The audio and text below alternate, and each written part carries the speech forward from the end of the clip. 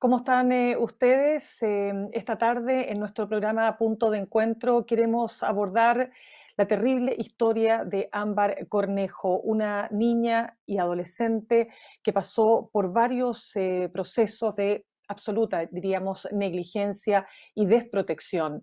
Ella en su corta vida pasó por varios centros colaboradores del Sename, estaba en una condición de mucha vulnerabilidad.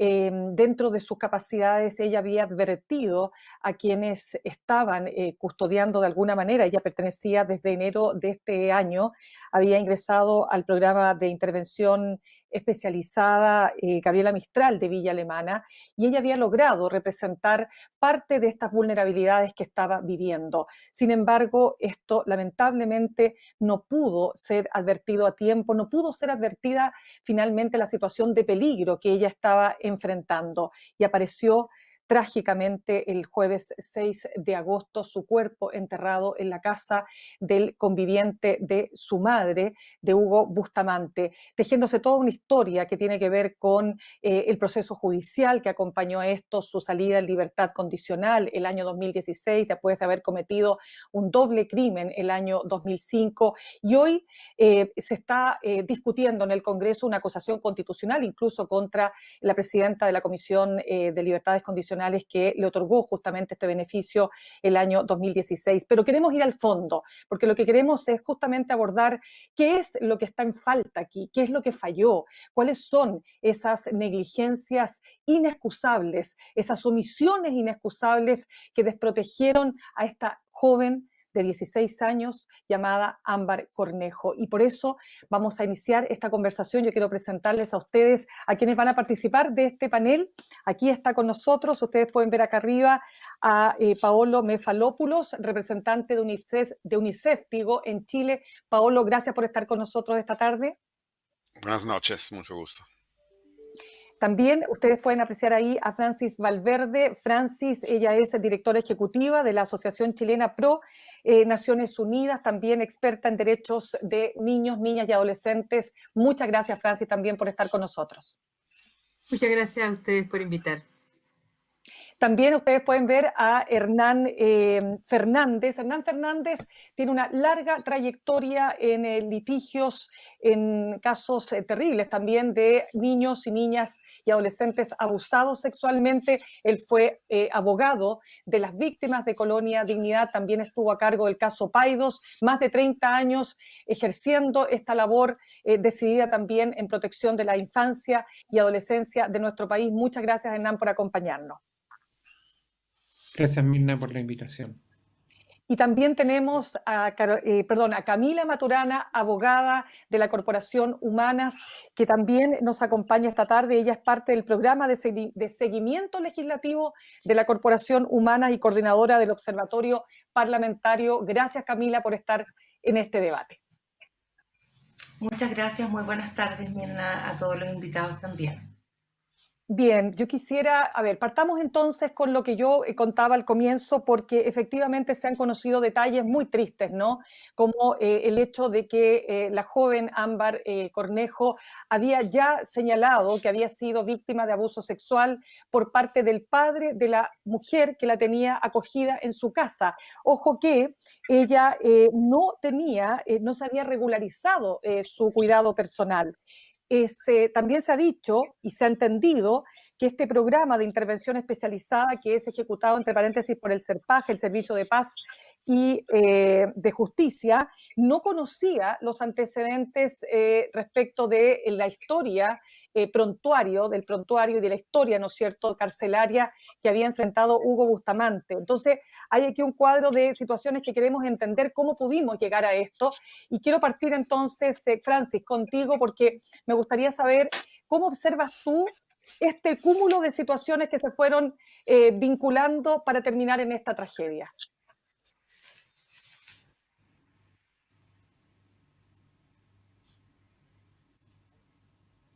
Ahí no estamos escuchando a Francis, a ver si podemos mejorar el audio de Francis para poder... Francis, ¿nos escuchas tú? Ahora sí. Sí, ahora disculpe, sí, Francis. yo tenía apagado el micrófono, no me di cuenta.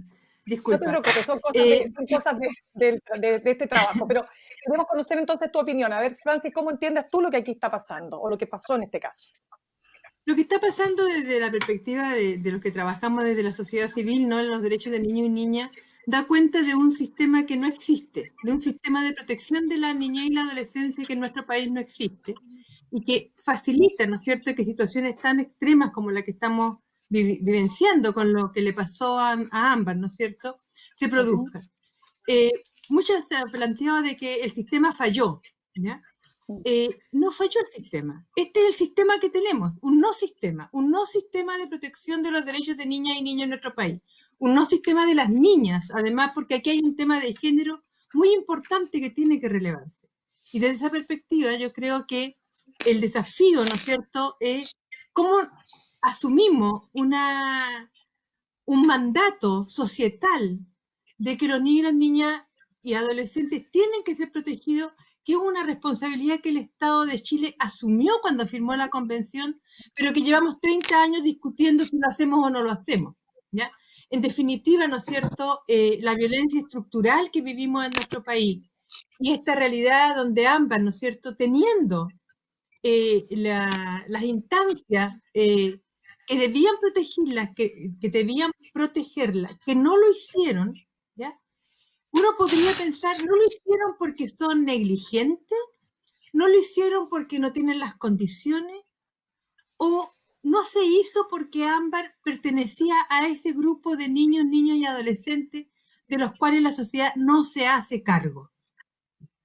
Y yo creo que ahí tenemos un problema clave. En este país donde la segregación social, política y cultural está extremada, donde las posibilidades de salir de una situación de vulnerabilidad como vivía Ámbar no existen en la práctica, entonces podemos decir que no falló el sistema, sino que no existe el sistema de protección que realmente hubiera impedido que se llegara a esta situación extrema.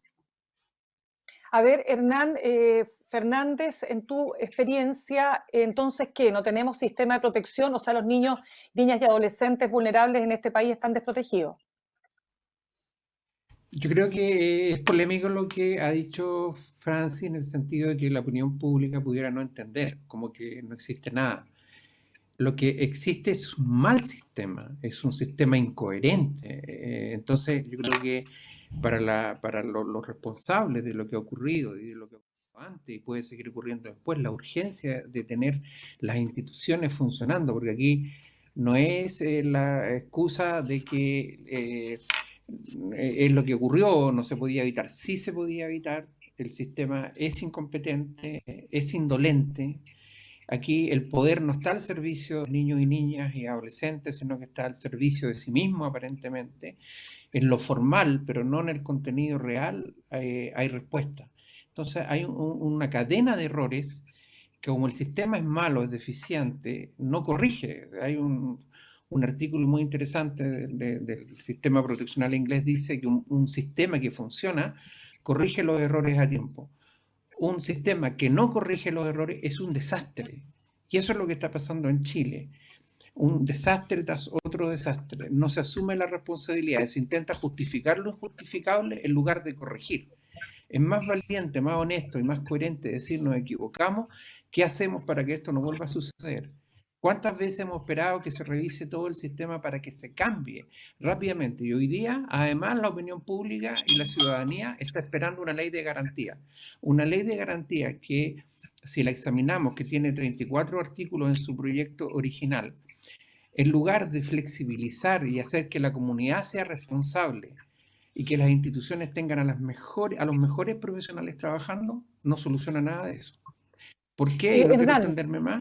Porque es un instrumento precario, es un instrumento que se aparta de la legislación comparada, de todos los códigos y legislaciones de la niñez post-convención, que tiene un alto estándar, que desarrollan lo que debe ser el sistema y establecer mecanismos de control. Tenía que ser un proyecto de protección integral, como ahora se le puso el apellido, pero con el apellido no cambió nada sustancial. Entonces, yo creo que si no somos honestos y no tenemos esta responsabilidad de acercarnos a esta realidad y no simplemente quedarnos en el discurso crítico, porque el discurso crítico no le va a salvar la vida a los niños que siguen estando hoy día en peligro, si no estamos ejerciendo todos los recursos que tenemos. Si los que hoy día tienen representación de la niñez no tienen la competencia y el conocimiento para defenderlo en los tribunales y para apelar a las cortes si es necesario, para que esto de que se llama discrecionalidad no se transforme en arbitrariedad, de que se sigue planteando paradigmas de la familia biológica, en lugar de darle la posibilidad a los buenos vínculos que a veces los propios niños buscan, pero que hay que apoyarlo, hay que controlarlo y hay que darle la oportunidad. Hoy día, esa es lamentablemente la realidad. Entre el poder legislativo, el ejecutivo, podríamos decir, no nos está salvando a nadie. Correcto. Hernán, vamos a hablar de todas maneras de la ley que establece estas garantías, ¿no es cierto?, de los derechos de la niñez, aquella ley, digamos, proyecto de ley, porque está todavía detenida en el Congreso. Ya vamos a entrar en ese punto, pero quiero seguir tratando de entender los elementos que rodean este caso para poder ahondar justamente en esas o negligencias u omisiones o naturalmente fallas del sistema. Camila, a ver, desde la perspectiva de género, porque acá se configuran varios delitos, ¿no? Si es que efectivamente se demuestra que Hugo Bustamante es el autor de este terrible crimen. Él todavía, recordemos, se ha escudado en su derecho a no hablar, digamos, a no declarar ni confesar, por supuesto, si es el autor o no, tal como se le imputa. Pero yo quisiera ver cómo, lo primero que tú ves acá y sobre todo desde la perspectiva de género, ¿cómo ves tú este caso? Muchas gracias, Mirna. Disculpa, tuve unos problemas técnicos, no sé si me escuchan bien. Sí. Te escucho súper bien, súper bien. Ya, qué bueno. Todo lo que pasó entonces lo dejamos olvidado, gracias. Bueno, lamentablemente la tragedia que ha afectado a Ámbar Cornejo es una tragedia que ilustra la vida de muchas mujeres y de muchas niñas en el país.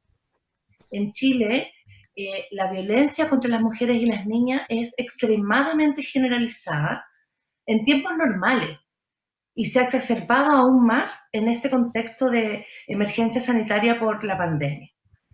Lamentablemente las mujeres estamos en riesgo a lo largo de todo el ciclo de vida, desde la temprana infancia, durante la adolescencia, en la adultez e incluso durante la etapa de adultez mayor. Y frente a eso, lo que uno ve es que lamentablemente incluso cuando las mujeres denuncian, los órganos del Estado no responden adecuadamente garantizando siquiera la protección de las víctimas. Cuando las mujeres denuncian, que es lo que nos dicen que hay que hacer, digamos, ¿cierto? Si vives violencia, denuncia. Las mujeres y las niñas en Chile denuncian. Hay más de 100.000 denuncias por violencia intrafamiliar en el año 2019, 10.000 denuncias por delitos de violencia sexual solo presentadas por mujeres el año pasado. Pero lo que ocurre es que frente a eso, pareciera que los órganos del Estado no responden con la debida diligencia a la que se encuentran obligados en conformidad a los tratados internacionales que el Estado de Chile ha firmado. Tratados internacionales que por lo demás establecen obligaciones de carácter reforzado en materia de protección de las niñas. Y esa es una realidad que terriblemente el caso de Ámbar deja al descubierto y frente a la cual ya han pasado varios días, creo que un par de semanas, de discusión y todavía no hay ningún órgano del Estado de Chile que se haga cargo siquiera, no solo de decir nos equivocamos, como señalaban anteriormente, de presentar propuestas que sean eficaces para enfrentar la violencia, para garantizar la prevención, para adoptar medidas que tiendan a la protección de las víctimas, que se haga seguimiento a esta protección, que se investiguen los crímenes de manera adecuada, porque sabemos que en Chile lamentablemente cuando las mujeres y las niñas denuncian violencia sexual, cuando se cometen crímenes de violencia femicida como este, la inmensa mayoría de los casos quedan en impunidad. Y a un aspecto aún más desatendido, y todavía no hemos escuchado propuestas eficientes y directas, es la atención integral frente a este tipo de situaciones. Eso por ahora. Perfecto. Muchas gracias. Sí, de todas maneras, Paolo, antes de darte la palabra, quiero contar que en enero del 2020, enero de este año, la joven Ámbar Cornejo, ella le declara a los profesionales de este programa de intervención, ¿no es cierto?, de Gabriela Mistral, que ella había sido víctima de el padre de Maritza. ¿Quién era Maritza? La hija de la expareja de su madre, Denise Llanos. Este hombre, Manuel García, ella declara que ha sido víctima de abuso sexual. Luego también se reportan antecedentes en cuanto a que ella habría sido víctima, y esto lo digo con mucha responsabilidad porque por algo estoy diciendo habría sido víctima, porque es una información a la que yo tuve acceso, de explotación sexual por parte de su progenitora. Es decir, este es el cuadro que existe, y todo este cuadro, más todo lo que hemos hablado, no fue suficiente para alertar, ¿no es cierto?, de lo que aquí estábamos enfrentando. Entonces, Paolo, aquí se ha hablado de que no hay sistema o que hay un muy mal sistema de protección. Y el otro día conversábamos nosotros en una entrevista contigo y tú me decías que este era probablemente el país de América Latina que tiene el sistema de protección de la niñez menos integral. ¿Cómo lo ves tú con todo lo que ya has escuchado y respecto naturalmente al caso que estamos tratando? Sí, gracias. No, esto es el único país de América Latina y el Caribe que no tiene un sistema de protección integral, el único. Me parece una vergüenza que un país como Chile no tenga. Son años que el sistema es esto, son años que el Sename demuestra cosas terribles, para no hablar de lo que pasó hace unos años, y son 5 años que UNICEF está tratando de trabajar porque se pueda pasar esta ley integral. El caso de Ámbar demuestra una vez más que el Sename sigue sin herramientas administrativas y técnicas para monitorear, para detectar las falencias, los errores y las negligencias que pasan en este caso. Entonces, la pregunta, si uno se pregunta quién le falló a Ámbar, no es una institución, una persona, es un conjunto, es una falla sistémica donde se pone en evidencia como el sistema, si existe, no sirve. Entonces hasta se puede decir que casi no existe. Es tan grave la situación en todos estos años que no entiendo por qué hasta ahora no se ha podido llegar a hacer a una ley de protección integral que hecha bien hubiera podido detectar y identificar esas alarmas, esas alertas que estás diciendo tú. Hay algo muy importante que considerar, que la falencia del Sename está largamente documentada por muchos a nivel nacional, a nivel internacional, en los cuidados alternativos residenciales, en los programas ambulatorios a nivel de diseño, a nivel de trabajo con niños, niñas y niñas, el abuso de sustancias que se dan a niños en centros residenciales, medicaciones sin ningún tratamiento de médico o sin ninguna autorización médica, el maltrato, el abuso, la violación de derechos humanos. O sea, Ámbar es un caso extremo, pero ¿cuántos niños y niñas más hay como Ámbar? Esta es la pregunta también que hay que preguntarse. Perfecto. Vamos entonces a un aspecto que, o sea, vamos a ir, insisto, tratando de desmenuzar este caso con todos sus momentos, ¿no? Porque dentro de estos días terribles, ¿no es cierto?, después del hallazgo del cuerpo de Ámbar, aparecen varios temas, entre ellos lo que estamos conversando. Vamos a entrar a la ley que se está discutiendo en el Congreso, pero hablemos de lo que pasa, ¿no es cierto?, con este hombre, Hugo Bustamante, porque evidentemente que acá estamos señalando que estamos con una niña que no quiere estar con la madre. Esta parte de los informes también dan cuenta de aquello, porque ella desaprueba la relación que tiene su madre con este hombre, y aparentemente, esto es parte de la investigación, ella logra determinar cuál había sido la historia, ¿no es cierto?, penitenciaria de Hugo Bustamante. No sabemos cuáles son las razones, cuál es el móvil, pero hay una cosa clara: él es dejado en libertad el año 2016 a partir de una comisión que evalúa su caso y que considera que ha llegado el minuto de que él haga su rehabilitación fuera de la cárcel. Y está puesto ahí un énfasis importante, y me gustaría también, en función de los delitos que él por los cuales él había sido condenado, que es el crimen de su pareja junto con su hijo, me gustaría ver desde el punto de vista de ustedes, ¿cómo evalúan una salida de una libertad condicional para una persona que fue condenada a 27 años por un crimen como el que estamos hablando? Francis. Bien. Yo no soy experta en los quehaceres de los jueces, ¿no? Así que mi opinión está fundamentada en los conocimientos últimos que se tienen, ¿no? Primero, la libertad condicional es un derecho que tienen las personas que han cometido delitos. Porque si no aparece como que es la libertad condicional la que tiene el problema. No, yo creo que la libertad condicional es un derecho que tienen las personas que han cometido delitos y que tienen un desafío, ¿no es cierto?, de reintegración social. El tema es cuando esta libertad se le da a personas que han cometido delitos de tal gravedad como el que cometió este hombre. O sea, hubo un femicidio, ¿no es cierto?, y un infanticidio.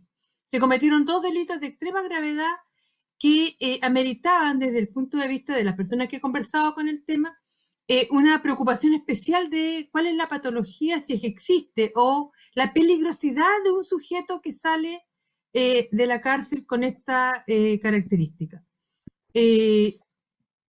Yo me pregunto si cuando se le entrega a un grupo de personas, en este caso jueces, ¿no es cierto?, 800 causas que revisar para dar libertad condicional, existe siquiera la posibilidad de leer cada una con la detención que amerita y tomar en cuenta los oficios y los informes especializados que fueron entregados.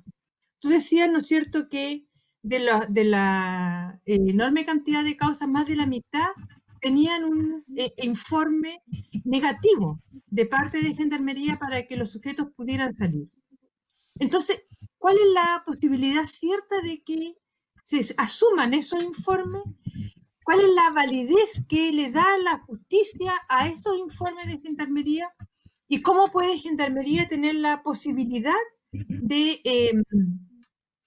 exigir o a lo menos documentar mayormente situaciones de extrema gravedad como la que aquí se tiene?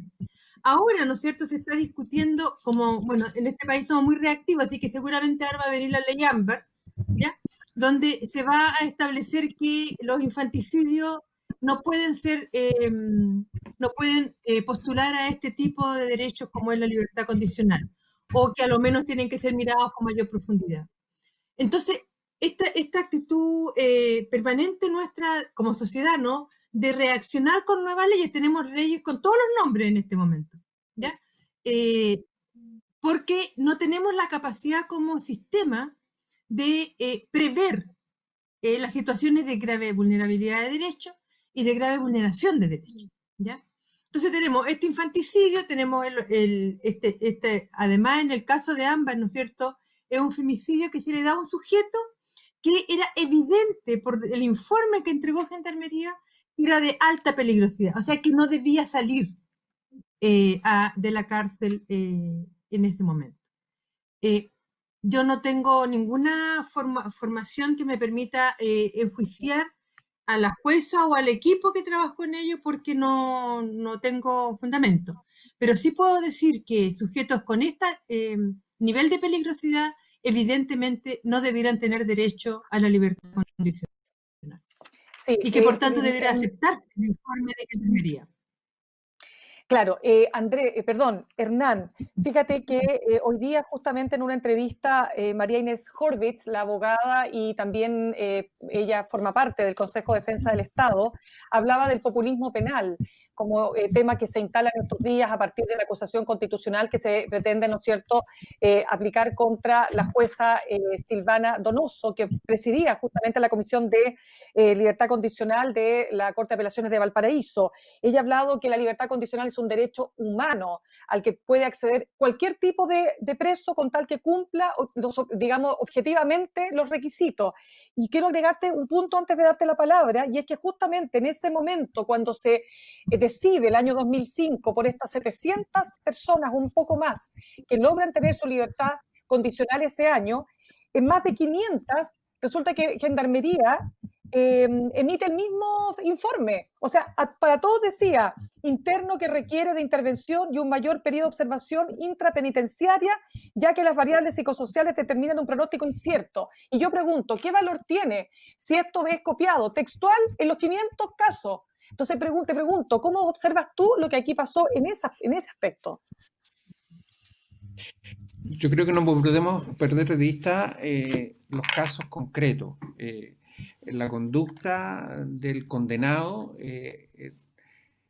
al cometer el delito y al postular a este derecho de la libertad condicional. Pero un derecho que tiene requisitos y condiciones.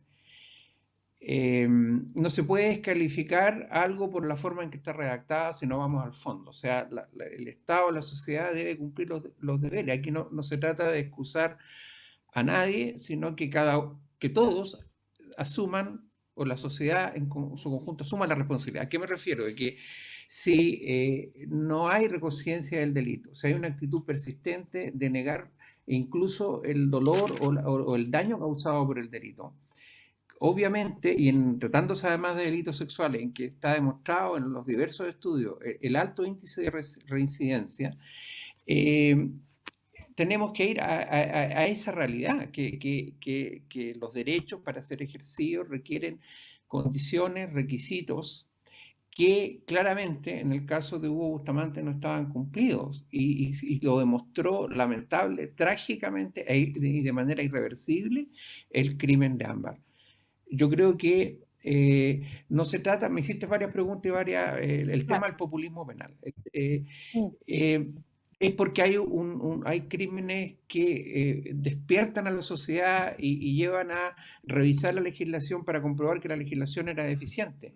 El que se intente corregir esa legislación, aunque se le ponga un nombre, no por eso se califica. Yo por eso no voy a estar tampoco muy de acuerdo con lo que está diciendo Francis, en el sentido de que aquí como que el pueblo pide que se hagan leyes y se hacen leyes. No, hay un largo proceso legislativo, hay una discusión, se concurren expertos, concurren estudiosos, y muchas veces esa iniciativa legal tiene una serie de obstáculos también en el camino, porque se tienen que salvaguardar todos los derechos. Está el garantismo penal. ¿Cuál es el garantismo penal? Aquel de la mínima intervención del Estado, los beneficios, el principio del indubio pro reo. En todo lo que haya de duda se beneficia al acusado.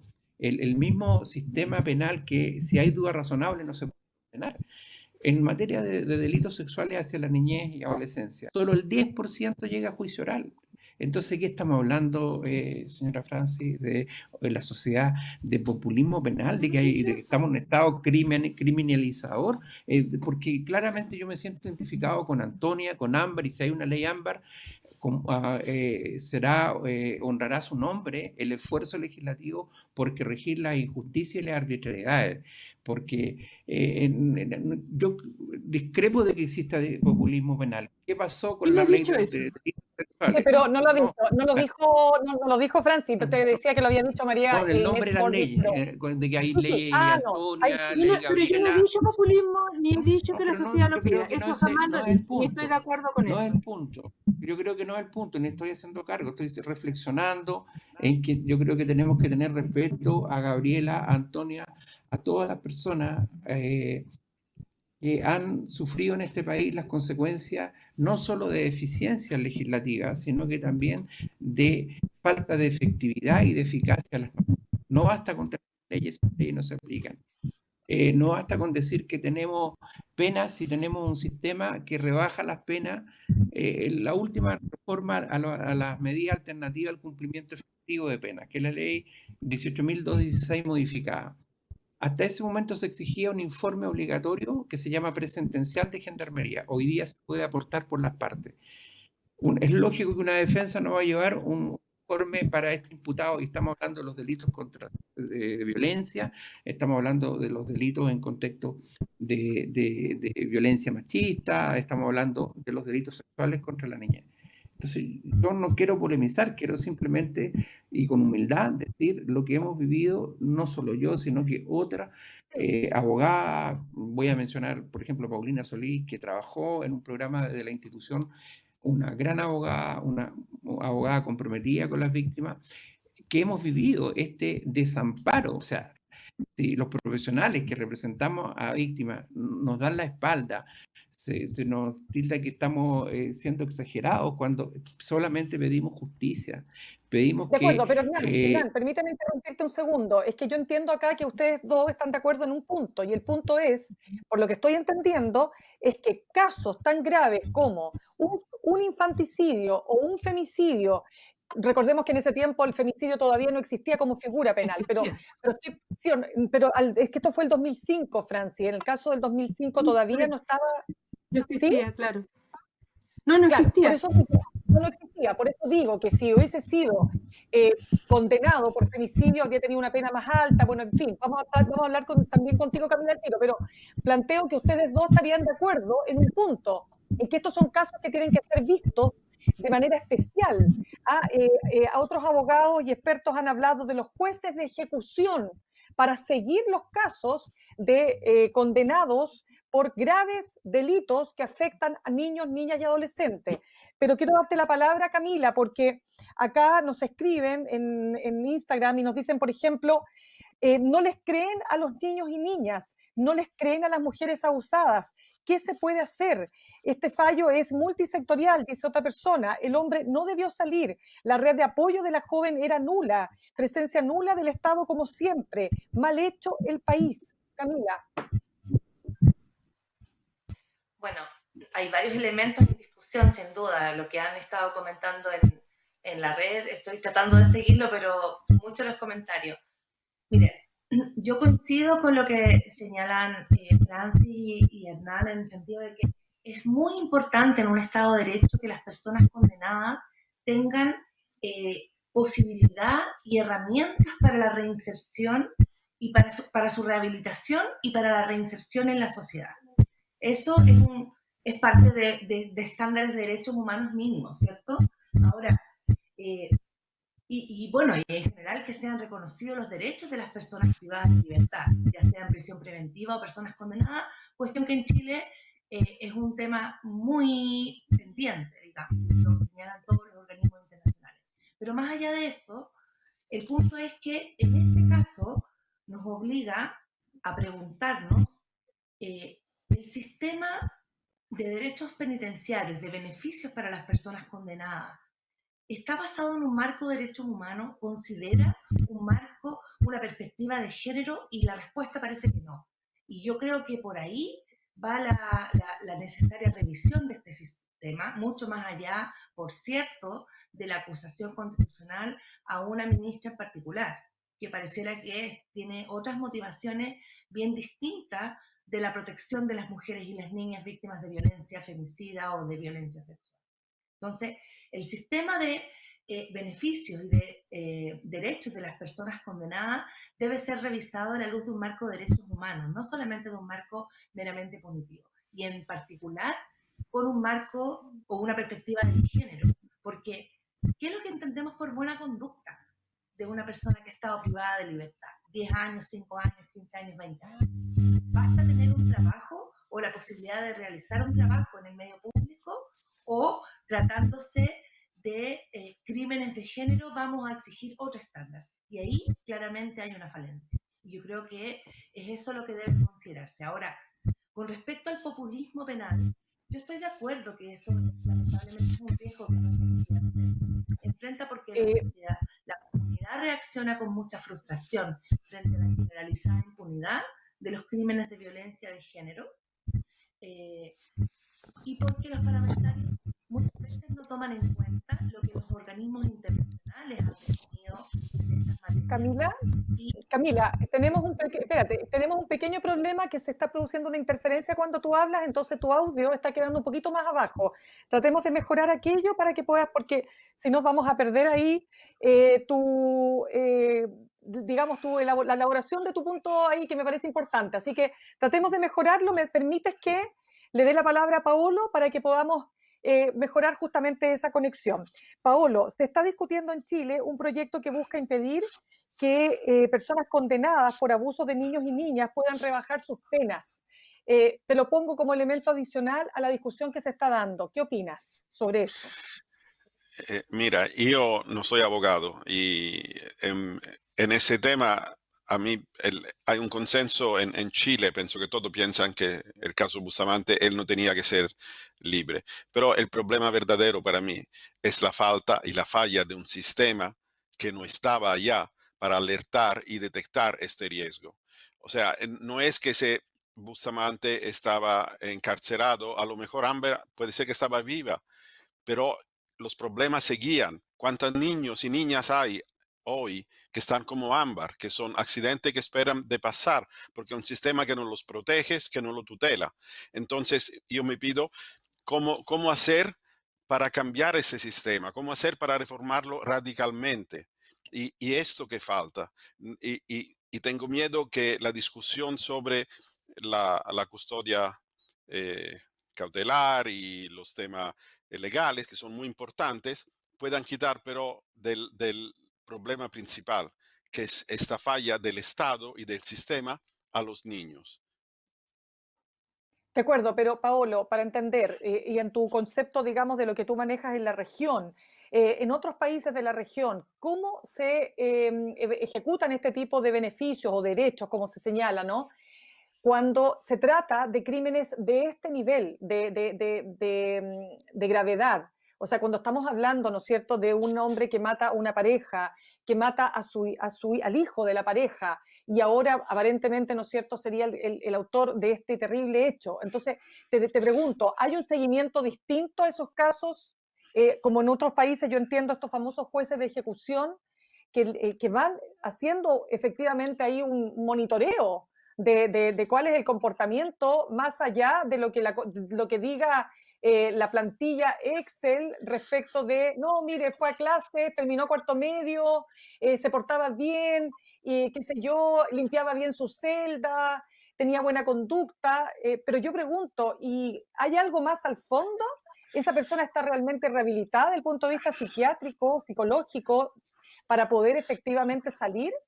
Entonces, te Mira, pregunto solamente pasando de ese punto. sí, cada país tiene su legislación, que es muy diferente. Nosotros como UNICEF estamos interesados en los niños que tienen menos de 18 años. Entonces, el importante para nosotros es qué sistema se tiene para apoyar, seguir y asegurar que estos niños no vayan siendo bajo el riesgo de personas como estas. Pero yo no puedo entrar aquí en un tema legal, qué tipo de legislación tiene un país X o otro. Cada uno tiene diferente. Hay países que tienen un equipo socioemocional donde van estudiando el caso, hay un psicólogo, un trabajador social, un criminólogo y lo van a hacer, pero cada país tiene su fórmula. Pero para nosotros como UNICEF, el problema es tener un sistema que vaya detectando y alertando casos como esto. Y hoy en Chile esto no está. Perfecto. Francis, quiero entrar en otro tema para que lo compartamos también en el panel. Si ustedes quieren agregar algo que haya dicho otro panelista, por favor, con toda la libertad. Pero quiero para ir avanzando, Francis, porque acá se ha puesto el énfasis en, a ver, en la madre, ¿no? La madre, Denise Llanos, en cuanto a que no protegió a su hija. Algunos dicen que no les creen, que no le creen a la madre. Apareció la justicia popular ahí y ustedes saben lo que eso significa, ¿no? Cuando entraron a su departamento, le quemaron sus cosas. Bueno, en fin, la madre puesta en tela de juicio, el padre que acusa a la madre de no de ser cómplice, un padre que si bien pagaba la pensión alimenticia tampoco estaba presente en la vida de Ámbar. ¿Cómo observas tú esa situación, no es cierto? Y el rol que tienen naturalmente los progenitores en esta historia.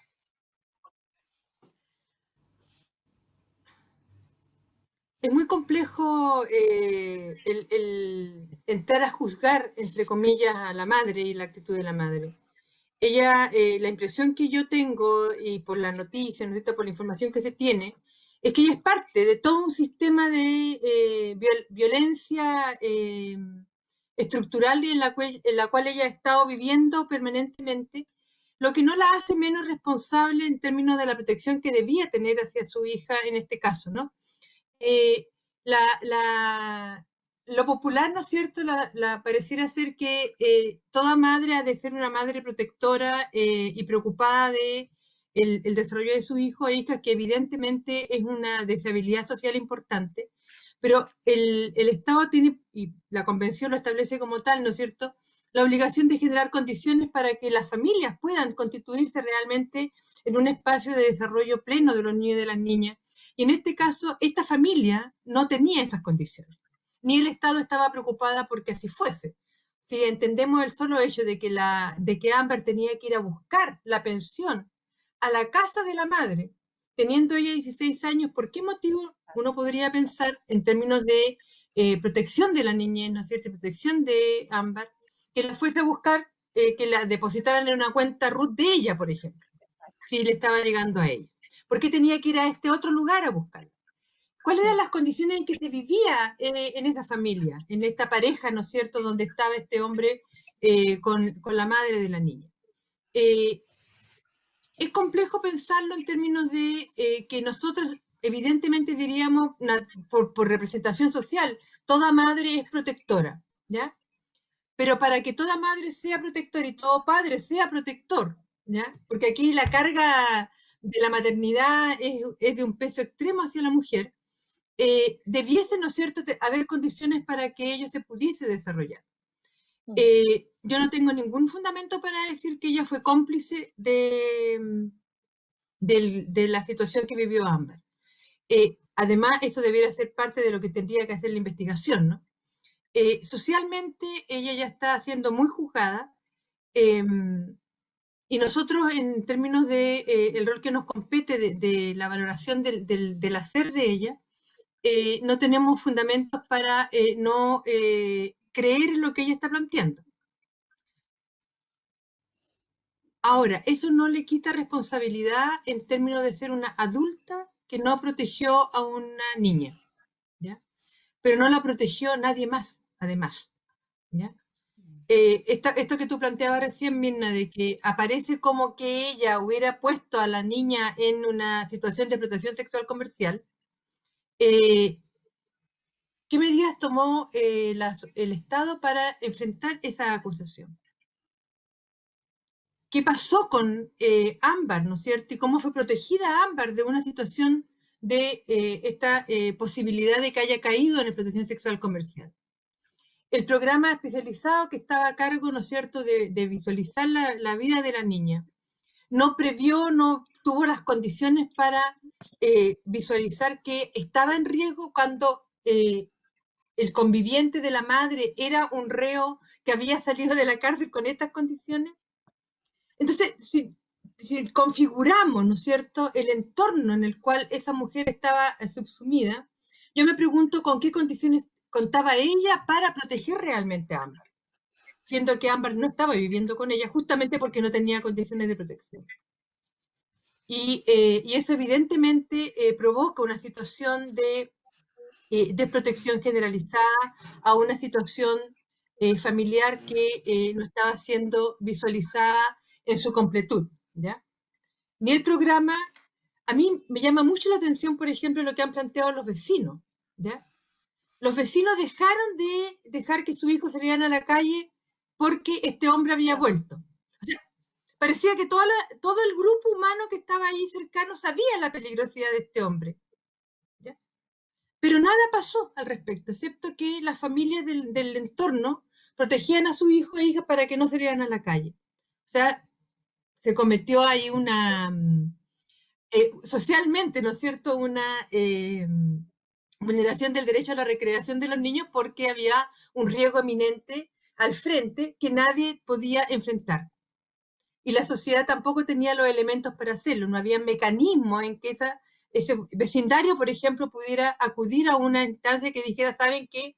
Tememos por la seguridad de nuestros hijos e hijas, y evidentemente eso habría puesto sobre aviso de que estaba insegura Ámbar, ¿ya?, cuando iba a ese espacio. Entonces, hay un contexto que a mí me llama la atención en términos de las condiciones que societalmente se generan para la protección de Ámbar en este caso, y que son facilitadas por situaciones familiares en la cual no ha habido una intervención de política pública en términos familiares adecuada, porque tampoco tenemos en Chile una política de apoyo a las familias cuando están en situaciones de crisis como la que evidentemente vivía esa mujer. Correcto. Hernán, para complementar y reiterar una información que di al comienzo para las personas que se van integrando, porque decíamos que la situación del cuidado personal de Ámbar nunca fue regularizada. Y esto explica por qué ella escapaba de la casa de su madre de manera reiterada. De hecho, la madre refiere que tiene tema con la conducta de la niña, ¿no es cierto? Como que se ve complicada, se ve sobrepasada, ¿no? Y por otro lado, Decíamos también que la niña, a partir de lo que había referido, ¿no es cierto?, a este programa donde se encontraba, este programa de intervención especializada, del famoso PIE de Gabriela Mistral de Villa Alemana, ella no aprobaba la relación de su madre con este hombre. Entonces, nuevamente, cuando vamos viendo cuáles son los actores que fallaron, hemos dicho que el Estado, pero ¿qué pasa con los progenitores, con el padre que está ausente, que vive en otra ciudad, la madre que tiene toda esta dificultad, que se empareja con un hombre que aparentemente, porque mira, esto yo creo que es parte también de lo que se tiene que despejar, aparentemente no se sabía cuál era la historia, ¿no?, de este hombre, por lo menos se refiere de los datos que se han ido revelando en estos días, como que la niña descubre cuál es el prontuario que trae este hombre, cuál es la historia trágica que carga en sus hombros. ¿Ah? Y quizás eso también puede haber sido quizás un gatillante para que este hombre terminara actuando, si es que fue el autor, de la forma en que actuó. Entonces, Hernán, te pregunto, ¿cómo ves tú esa parte de la discusión y de la historia? Las medidas de protección cuando existen vulneraciones graves, como las que vivió Ámbar, requieren respuesta, aquí se ha empleado la palabra integrales. Los ingleses dicen, ante la complejidad de la vulneración tiene que haber también una sofisticación o una complejidad en la respuesta. Es decir, no solo un programa, sino alguien tiene que controlar que ese programa cumpla sus deberes. Está la responsabilidad comunitaria, está la responsabilidad del colegio. Esto fue antes de la pandemia, cuando ella comenzó a alertar del riesgo que corría y que corrían otras personas. Ámbar tuvo la generosidad y el altruismo, la valentía que no tuvieron otros ni otras. Yo hoy día me conmoví al ver una nota en que se mostraba que Ámbar anotó en el libro del edificio donde vivía la madre que allí estaba, ella lo puso, un psicópata, que eso era un peligro.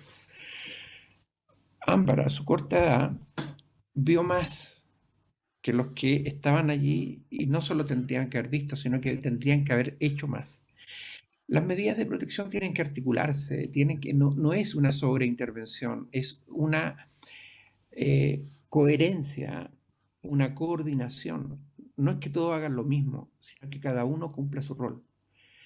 Si vemos hoy día un documental que muestra la muerte de un niño en Estados Unidos, allí también falló todo el sistema. Ni las trabajadoras sociales, ni la policía, ni los fiscales esperaron que el niño muriera. Y cuando daba cuenta de las lesiones, cuando las señales de alerta estaban en todas partes, no se hizo lo suficiente. Lo que se hizo fue incorrecto. No se tenía el conocimiento de las dinámicas que se dan en el abuso, en el maltrato, en la negligencia extrema y grave. Se ve la superficie, el instante. Hay una responsabilidad para evitar que esto siga ocurriendo. La ley que se modificó el año 2002 dice que se adoptarán todas las medidas que sean necesarias. ¿Y qué es lo que hacen los jueces de familia la mayoría de las veces? Que ingresa un programa, como si ese programa lo pudiera hacer todo. Y no hay ninguna responsabilidad o asignación de responsabilidad al sistema escolar, a otras organizaciones comunitarias, para que contribuyan. O sea, los niños a veces buscan esa protección y las instituciones la invisibilizan, la niegan o cometen errores al otorgarla.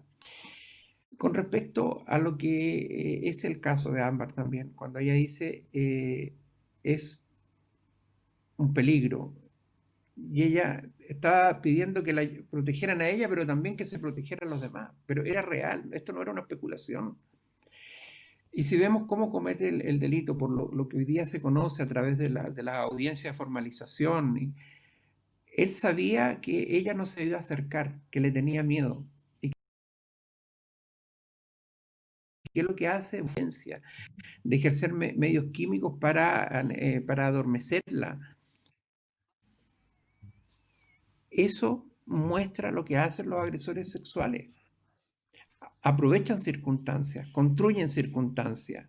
No es que de un día a otro cometan un delito. Y eso también porque lo que a lo mejor voy a decir es políticamente incorrecto, porque van a decir, está responsabilizando a los jueces, cada uno que asuma su rol, porque cuando los jueces desconocen esto que los querellantes, que quienes representamos a víctimas, decimos en los juicios o en la audiencia, de que esto no es especulación, sino que es constatación de una realidad.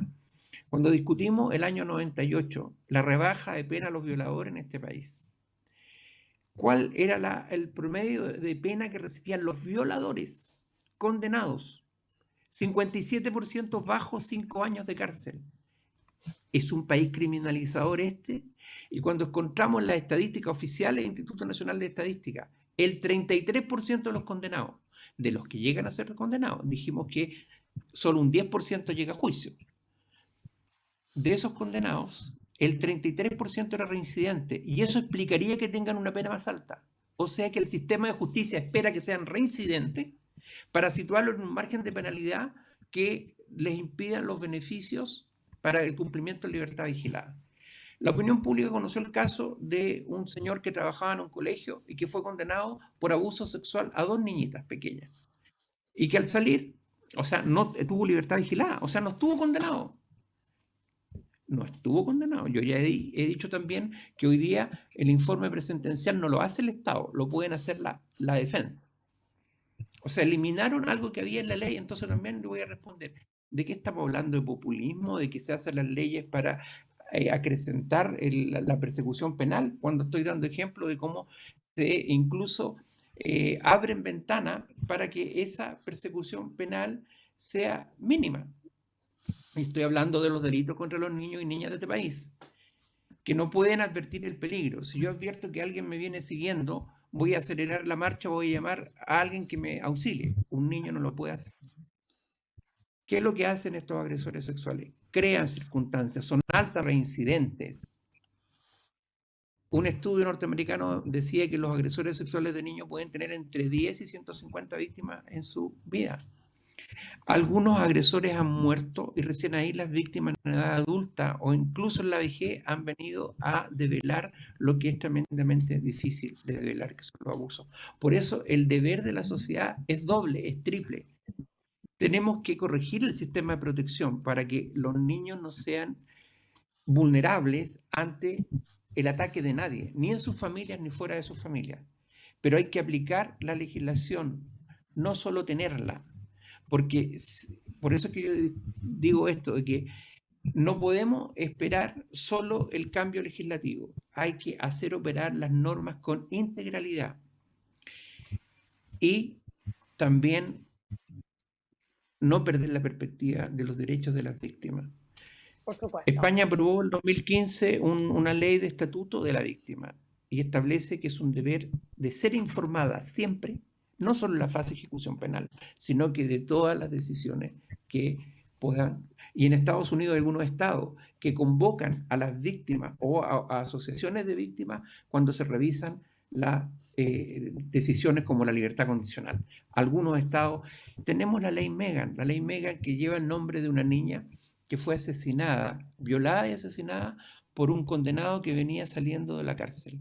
Y hoy día, en el estado que aprobó esta ley, se obliga a comunicarles a quienes puedan estar en riesgo de ese condenado de delitos sexuales contra niños y niñas. Y tiene un sentido no de estigmatización.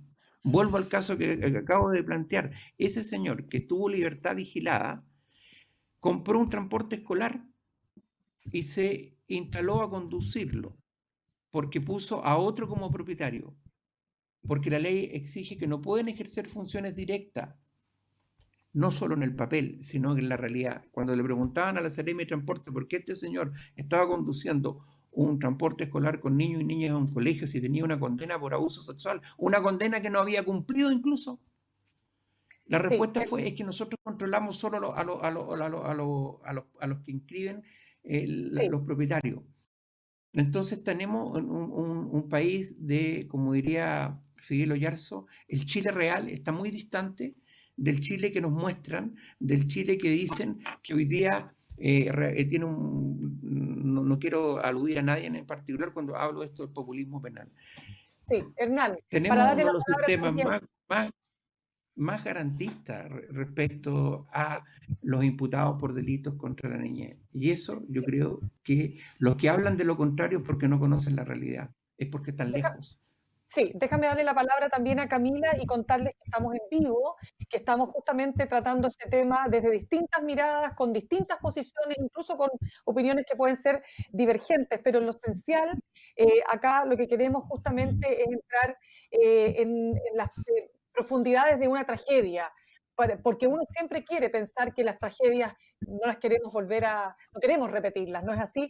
Y decirles que, claro, una de las opiniones que circulan también por las redes es la reinstalación de la pena de muerte, como otra de las, digamos, comillas, herramientas que el sistema podría ofrecer para determinar con estos delitos. Y eso es súper controversial. Pero Camila, me gustaría preguntarte a ti, porque se ha hablado mucho de esa desprotección que sufren las víctimas, ¿no? Y las mujeres, sobre todo, y las niñas, las jóvenes, que además son vulneradas muchas veces en el hogar. Es decir, no por un extraño, sino que justamente por alguien conocido de la familia. Camila. Gracias, Mirna. Nuevamente debo pedir disculpas por los inconvenientes técnicos. No sé muy bien en qué parte quedé, pero bueno, retomo tu pregunta y lo que han estado señalando. La verdad es que los niños y las niñas debieran ser protegidos por sus madres, por sus padres, por sus familias. Eso es lo que todos y todas quisieran. Pero sabemos que en algunas situaciones eso puede no ser así. Pero yo creo que lo relevante en este momento, lo realmente importante, porque se ha conocido, además del caso de Ámbar, y en eso quiero quizás repetirme un poco, en las últimas semanas hemos conocido muchos casos muy graves de violencia sexual y de violencia femicida que nos obligan a mirar el funcionamiento del sistema y la respuesta estatal en su conjunto. Por eso considero que es importante, más allá de responsabilizar o no a la madre de Ámbar o ahondar en las circunstancias personales de esta niña que hoy no tiene cómo defenderse, ni siquiera defender su privacidad, debiéramos mirar qué es lo que la responsabilidad del conjunto de los órganos del Estado en la que están definiendo en los errores que se han cometido hasta ahora y aún frente a lo que están proponiendo. Y ahí yo creo que vemos que hay un grave problema porque las propuestas que están en discusión son completamente insuficientes e inadecuadas a la gravedad, a la magnitud de la violencia contra las mujeres y las niñas y a las consecuencias que esta tiene. Y por supuesto, a los orígenes de la misma, que están muy enraizados en la discriminación estructural que padecen las mujeres y las niñas en la sociedad y en particular algunos grupos de mujeres aún más vulnerables, como las niñas, las adolescentes, las mujeres migrantes y las mujeres con discapacidad que, aunque están en una situación de riesgo altísimo de violencia sexual y de violencia femicida, pareciera que no hablamos mucho de ello. Camila, de todas maneras, digamos que si efectivamente el femicidio hubiese estado configurado como, valga la redundancia, como una figura penal, cuando él cometió el primer crimen, la verdad es que probablemente la historia sería otra, porque sí se ha avanzado. O sea, hay que decir que por lo menos hoy día tenemos una ley que tipifica el femicidio incluso ahora en el pololeo, lo cual es un gran avance, ¿no? Sin duda, pero por lo mismo, como hay posibilidad de avanzar, y hemos visto que en los últimos años las demandas de las mujeres en Chile y en el mundo han tenido un impacto en la reacción de los poderes del Estado y en el poder legislativo en particular. Justamente por lo mismo, uno esperaría que los esfuerzos estuvieran centrados principalmente en la prevención de la violencia. Perfecto. Y que desde el gobierno a la discusión de la ley de violencia integral se le asignara el presupuesto que la respuesta del conjunto de los órganos del Estado requiere para abordar, por una parte, la prevención de la violencia, como señaló Birna, Sí. la protección y la atención de las víctimas y, por cierto, la investigación de los crímenes que en su inmensa mayoría permanecen en impunidad. Bien, vamos entonces al último tema que cierra toda esta conversación y que tiene que ver con la tramitación en el Congreso de esta ley que establece un sistema de garantías de la niñez. Paolo, esta es una ley que lleva 5 años, si no me equivoco, en tramitación, que pretende corregir las graves falencias del CENAME, que pretende establecer, ¿no es cierto?, mecanismos, aparentemente no, de mejor ejecución de las tareas fundamentales que tiene que hacer todo Estado, que tiene que ver con la protección de sus niñas y adolescentes. Yo quisiera saber cómo observas tú esa discusión en el Congreso, si tú crees que esa ley va encaminada en el buen camino o no, porque también sé que hay distintos puntos de vista ahí. Sí, déjame también mencionar Por que favor. el viernes que viene son 30 años de cuando Chile ratificó la Convención de los Derechos del Niño. Correcto. Y después de 30 años estamos en esta situación que estamos. Eh, Esta ley está bastante controversial. Yo he hablado con legisladores, con autoridades y en palabra están todos de acuerdo que hay que hacerla. Todavía no se ha movido mucho. Eh, Pienso que una ley como esta, bien hecha, hubiera podido prevenir un caso como lo de Ámbar, que repito, no es un caso, es una muestra de muchos casos que hay.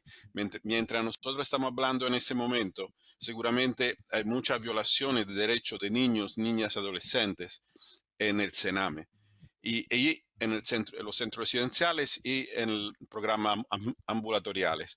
Entonces, esta ley es algo que se tiene que trabajar de manera consensual, posiblemente a través de diálogo, porque el tema de derecho de la niñez no puede ser un asunto político. Tiene que ser más allá, tiene que unificar todas las fuerzas políticas. Es algo, este gobierno puso el lema los niños primeros, genial, pero ahora hay que actuar. Y nosotros estamos preocupados porque no vemos que avanza. El caso de Ámbar ha llevado dolor a todos. Yo personalmente me he pedido si no soy en parte responsable a no haber podido hacer más en esos 2 años que estoy aquí. Y me pido si los legisladores, las autoridades del Estado, del Sename, no tienen también esto. No somos todos un poco responsables de esto. ¿Y ahora qué podemos hacer porque no pase otra vez? El sistema de protección integral claramente no hace magia, pero es el marco que va a permitir que llegue esta reforma del Sename y que se pueda, y como dijo Hernán, que se pueda crear un sistema de protección que sirva a corregir, no, no solamente a reprimir o a sancionar. Que un sistema de ley integral, de protección integral, sirve para que los niños no sean vulnerables a casos como esto. Y lamentablemente está todo yendo todo muy lento. Yo tengo esperanza todavía, pero lo veo muy complicado. Francis, ¿cómo lo ves tú?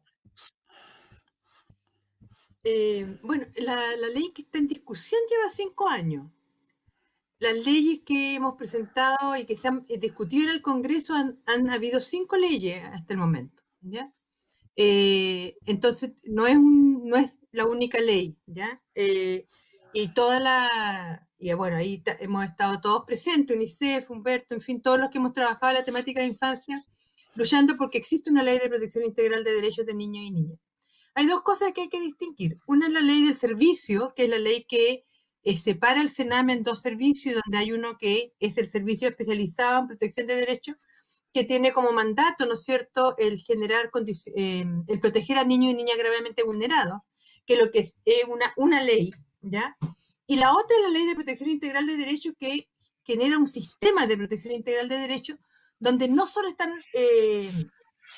no hay solo una preocupación por los niños gravemente vulnerados, sino que con todos los niños y niñas de Chile que habitan el país, ¿no es cierto? Y donde todas las instancias del Estado, todos los ministerios, todas las diferentes niveles administrativos del poder del Estado están siendo involucrados. Entonces, es importante hacer esa diferencia porque a veces pensamos que el Sename es como el centro de la responsabilidad en protección de derechos, y no, el Sename siempre ha tenido como mandato la protección especializada, más allá de que haya logrado el mandato, que ese es otro tema, ¿no? Pero en Chile no existe una ley que proteja a todos los niños y niñas, ni que dé cuenta de la responsabilidad que los diferentes ministerios, servicios, divisiones, etcétera, tienen con respecto a la protección integral de derechos de niños y niñas. porque además el desafío de esta ley no es solo proteger de la vulneración de derechos, sino que los niños puedan ejercer sus derechos, o sea, que hayan condiciones para que todo niño y niña pueda ejercer sus derechos en un país como el nuestro, ¿ya? Eso implica que puedan participar de la vida pública, que puedan no ser arbitrariamente vulnerados en sus derechos a nivel de la escuela, de la comunidad, de la familia, donde existan sistemas de protección a nivel territorial, ¿ya? Donde hay una diferencia entre la protección administrativa de derechos de los niños y las niñas y la protección judicial, que en lo judicial quede estrictamente lo que corresponde a las medidas de más extrema decisión del Estado, etc. ¿Qué pasa con la ley que está en este momento en el Congreso? El gobierno actual promovió con mucha fuerza la división del servicio de Sename, ¿no es cierto? Y generó esta ley del servicio que llegó a puerto finalmente y antes de su promulgación se le pone un artículo especial transitorio donde se pide que para que esta ley pueda entrar en implementación tiene que haber una ley de protección integral de derechos, que provocó el veto, ¿no es cierto?, de la presidencia del Ejecutivo con respecto a esta ley, veto que todavía no se discute en el Congreso. Por otra parte, paralelamente ha seguido la discusión con respecto a la Ley de Protección Integral de Derechos de Niños y Niñas en el Congreso, en la Comisión especializada en Infancia que dirige la senadora Rincón, y que está en este momento en una discusión en los últimos artículos. Se supondría que en unos 2 o 3 sesiones más de esta comisión estaría terminada y podría llegar a votación en sala. Esta ley ha tenido muchas discusiones porque ha provocado, ¿no es cierto?, que sectores de la sociedad hayan puesto en discusión temas básicos de la garantía de derechos de la niñez, que tiene que ver con, una, reconocer todos los derechos que están en la Convención y que todo niño y niña tiene como fundamento, ¿no es cierto?, el que se le reconozcan, ¿ya? O sea, Chile no puede en este momento, lo decía, ¿no es cierto?, el director de UNICEF, o sea, no podemos decir ahora, ¿no es cierto?, que no se le reconocen todos los derechos a los niños y las niñas. Primer elemento. Segundo, el mandato que tiene el Estado de garantizar estos derechos. Y esto implica no solo una garantía discursiva, ¿ya?, sino que una garantía práctica. Esto implica ponerle recursos a un sistema para que funcione, ¿ya? Recursos a nivel económico, que pueda tener una expresión a nivel territorial, que genere la formación de profesionales que se requiere en el sistema, ¿ya?, de modo tal de que realmente haya una prevención de las vulneraciones de derechos, políticas de prevención a nivel territorial, a nivel escolar, a nivel familiar, de modo tal de que no se llegue al Sename, no se llegue a este servicio especializado. ¿Cómo detenemos las vulneraciones de derechos antes de que se cometan y lleguen a un nivel de gravedad, ¿no es cierto?, como la que tiene que atender Sename? Segundo, que haya una visualización de vulneraciones que son menos graves, ¿ya?, por decirlo de alguna manera, y que pueden ser enfrentadas en sistemas de formación, educación, campaña a nivel territorial, a nivel nacional, que permitan que cambiemos la cultura de cómo nos vinculamos con los niños y las niñas. Los datos de UNICEF establecen hasta el día de hoy que a lo menos el 60% de los niños y niñas vive algún grado de maltrato y de violencia en nuestra sociedad. O sea, somos una sociedad altamente castigadora de los niños y de las niñas. ¿Cómo enfrentamos eso si no es por un proceso de educación, de formación intencionada y sistemática a nivel nacional por parte del Estado? Estas son las formas de relación que tenemos con los niños y con las niñas. Cuando aparecen frases como que los niños son míos, ¿ya?, son mi propiedad, y yo hago con el niño lo que quiero, en definitiva, ¿ya?, porque soy el papá o la mamá de él o ella. La Convención es súper protectora del rol de los padres y de las madres. Es muy familista en términos estrictos, ¿ya? En ningún momento la Convención sobre los Derechos del Niño plantea que la autonomía de los niños va a implicar la desresponsabilización de los padres o las madres, o el impedimento de que los padres y las madres los eduquen de acuerdo a su cultura y a sus valores. Lo que sí hace la Convención y que tiene que estar establecido en esta ley, es de que ningún padre o madre puede vulnerarle derechos a los niños, ¿ya? Y eso tiene que ser protegido por el Estado, ¿ya? Entonces, si logramos que esta ley llegara a salir, ¿ya? Esperemos que logremos el mandato a los 30 años de cumplir de que Chile ha ratificado la convención, lograríamos el mandato, ¿no es cierto?, de que Chile tenga una ley de protección. El tema es que esta ley responda a los mandatos de la convención. Perfecto, Franci. Vamos entonces con Hernán, pues vamos a ir cerrando, así que les pido un poco más sean un poquito más breves, pero Hernán, tu turno. Sin duda que existe una urgencia y una necesidad de una ley de garantías y de protección integral. Porque lo que hoy día tenemos son normas dispersas que no todos conocen ni todos manejan. Que es necesario controlar el poder para que éste se ejerza satisfactoriamente para los niños y su bienestar. Que no se puede proteger y dañar al mismo tiempo. Por eso es que han habido reformas que hoy día no se conocen o se aplican de manera insuficiente o de manera incoherente. Como por ejemplo que hoy día no se puede internar con fines de diagnóstico, no puede ir ningún niño o niña a residencia si hay un adulto de confianza. Pero ese adulto de confianza hay que darle la oportunidad a tiempo, hacer una buena evaluación, acompañamiento y seguimiento mientras los padres se recuperan. Daño transgeneracional, consumos adictivos y violencia. ¿Cuántas niñas y niños están sufriendo junto a sus madres la violencia machista extrema? Y sin embargo, hoy día, por una modificación del sistema, existe el riesgo de que termine en una residencia, porque las medidas cautelares no se cumplen. ¿Y por qué no se cumplen? Porque las del procedimiento de protección, hay una norma de la Ley de Tribunal de Familia que se dice que tienen que sustituirse la medida que no se cumple por otra. Y así podemos llegar agotando las medidas a la residencia como la última medida. En lugar de ponerle freno a los agresores a tiempo, de que se despierten y se cumplan todas las medidas comunitarias de apoyo familiar y social, pero cuando que el ejerce la violencia no respeta, es necesario que la ley actúe. La ley es un último recurso, pero un recurso necesario y no hay que esperar que las víctimas se dañen para que ese recurso se aplique. También algo importante que yo creo que hay que decir, que todos los países del mundo evolucionado van hacia las medidas que tienen que ser a tiempo, de calidad, que las personas que trabajen en protección tienen que ser las personas más estrenadas, más capacitadas, con mejores criterios, con desempeño. El Estado tiene que invertir en los mejores profesionales, no los que están un tiempo y se van porque los Estados no valoran ese trabajo. Voy a la ley de garantía. El tema fundamental que es determinar las medidas administrativas que deben dar las oportunidades, las soluciones de despliegue de recursos sociales y de apoyo comunitario. Y la protección jurisdiccional, que implica el articular desde el sistema escolar, porque tenemos que recordar que los derechos de los padres están protegidos. Entonces las excepciones tienen que ser reguladas y controladas. Pero en estos casos graves en que los niños están sufriendo, hay daño, hay trauma, lo que los especialistas llaman el trauma complejo, que es severo y acumulativo.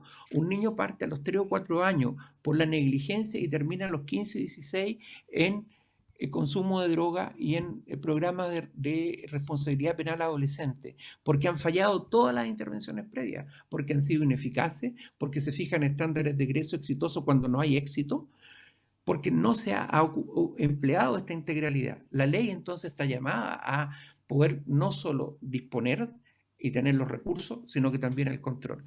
¿Y cuál es el modelo de la ley de garantía? Una ley de garantía que fue redactada desde el mundo académico, que no exploró todas las alternativas que hay en el mundo hoy día de la mejor legislación, que tiene 34 artículos del proyecto del mensaje presidencial o el proyecto original, en que los artículos que se refieren a la protección a la que nos interesa, a los niños que están hoy día sufriendo y en riesgo, establece que será de mínima duración, de urgencia, transitoria, último recurso. Está confundiendo la internación con las medidas previas que tienen que ser eficaces, que tienen que ser de los mejores vínculos donde el niño esté con una familia mientras la propia se recupera en su capacidad de cuidado.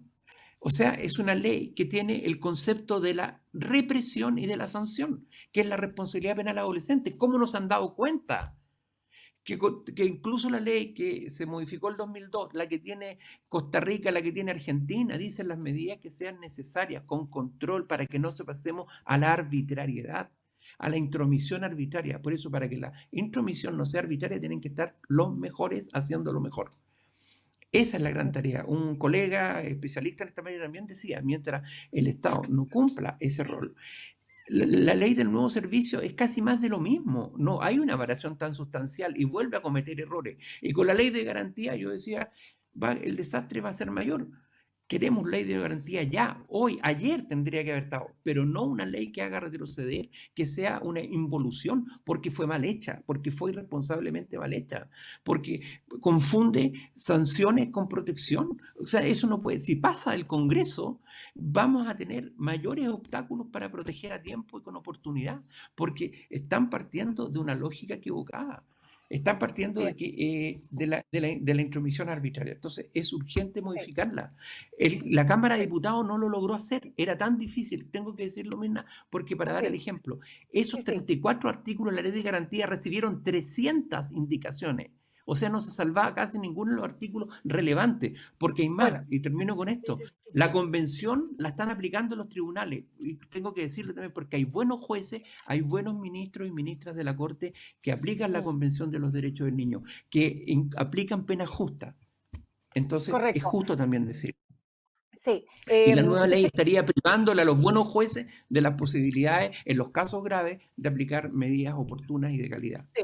Bueno, eso me Es demuestra grave, en todo es grave. caso, pero me demuestra por qué se ha demorado tanto, porque hay muchas diferencias de opinión, me imagino, ¿no? De lo que incluso en este propio panel estamos evidenciando. Pero Camila, tú eres parte también, eres coordinadora del Observatorio Parlamentario. Entonces te pregunto, ¿cómo ves tú el avance o, como dice quizás Hernán, ¿no? Que también hay un retroceso si esta ley avanza, en fin. Muchas gracias, Mirna.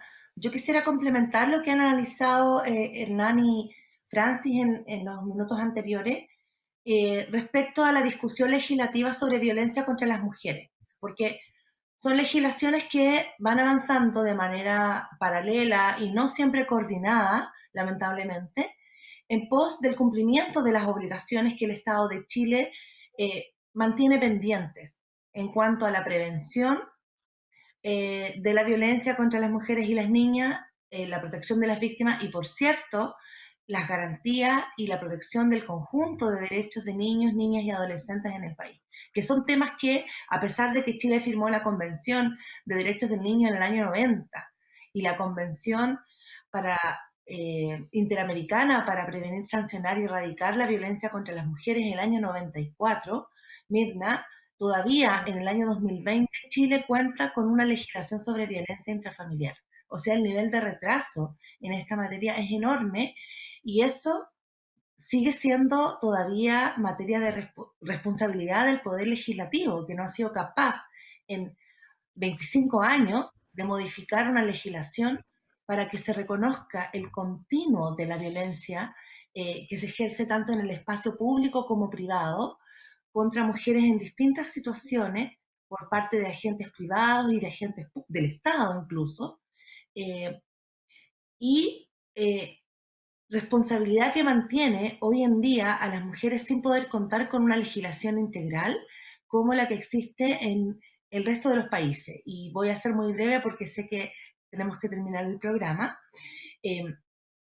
Una legislación integral no solamente contiene una conceptualización amplia de lo que es la violencia contra las mujeres y las niñas y de la vulnerabilidad en que se encuentran distintos colectivos de mujeres.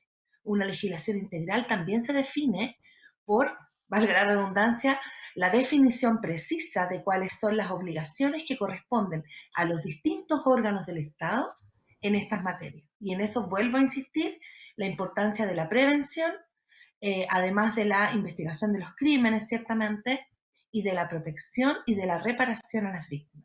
Y en eso, lamentablemente, como he señalado, no sé si esa parte se pudo escuchar o no, el gobierno ha tenido un rol muy débil en el último tiempo, en no darle la suficiente agilidad a esta discusión y principalmente en no poner sobre la mesa la discusión presupuestaria.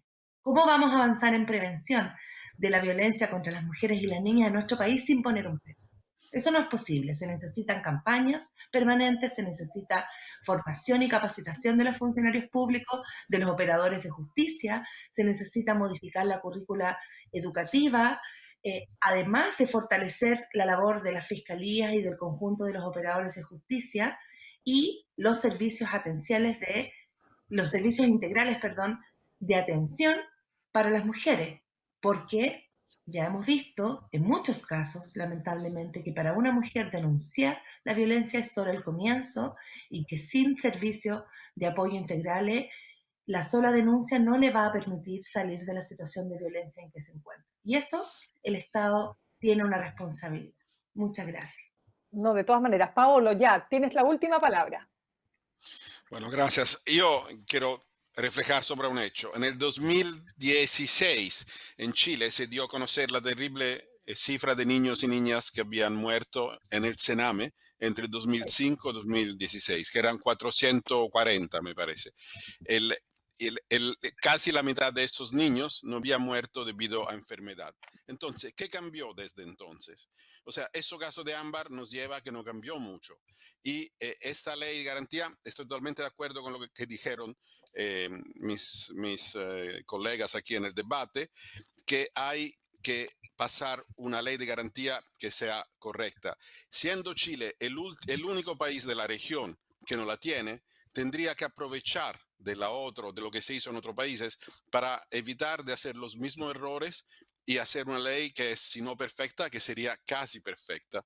Y en esto nosotros como UNICEF podemos aportar, como tenemos oficina en todos los países, nuestra contribución, pero se necesita voluntad política.